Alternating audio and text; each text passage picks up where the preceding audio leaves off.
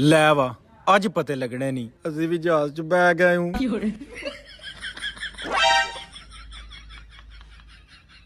ਜੀ ਸਰ ਜੀ। ਉਹ ਸਰ ਜੀ ਆ ਵੇਖੋ, ਮੈਨੂੰ ਸ਼ੱਕ ਹੈ ਤੁਹਾਡਾ ਜਹਾਜ਼ ਅੰਦਰੋਂ ਧੂੰ ਮਾਰ ਗਿਆ ਜੇ। ਉਹਦਾ ਇੰਜਣ ਤੇ ਨਹੀਂ ਖਰਾਬ ਹੋ ਗਿਆ? ਉਹਦਾ ਇੰਜਣ ਚੈੱਕ ਕਰਾਓ, ਹੈ ਠੀਕ ਹੈ? ਆ ਵੇਖੋ ਸਾਰਾ ਧੂੰ ਅੰਦਰ ਆ ਰਿਹਾ।